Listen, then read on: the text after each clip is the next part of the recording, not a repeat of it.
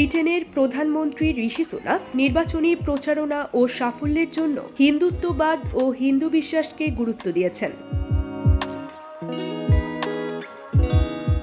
ঋষি Sunak হিন্দুত্ববাদ মতামত প্রকাশ করে বলেন, সাধারণ নির্বাচনে জয়লাভ করতে ও প্রচারণার সময় শক্তি পেতে ধর্মের মন্ত্র ব্যবহার করবেন তিনি। তার মতে, ধর্ম হিন্দু ধর্মের একটি গুরুত্বপূর্ণ শব্দ এবং এর অর্থ কর্তব্যপূর্ণ নৈতিকতা, এবং এটি মহাবিশ্ব ও সমাজকে সমর্থন করে যথাযথ শক্তি প্রদান করে।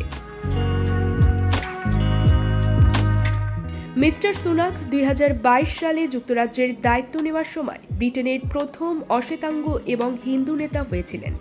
যুক্তরাজ্যের ইতিহাসে এটাই এই রকম প্রথম ঘটনা। পারিবারিক উপাসনার জন্য তার 10 নম্বর ডাউনিং স্ট্রিটে একটি মন্দির রয়েছে এবং তিনি তার ডেস্কে হিন্দু দেবতা গণেশের মূর্তি রাখেন। প্রধানমন্ত্রী তার হিন্দু বিশ্বাস কিভাবে তাকে শক্তি এবং স্থিতিস্থাপকতা দেয় সে সম্পর্কে কথা বলেছেন।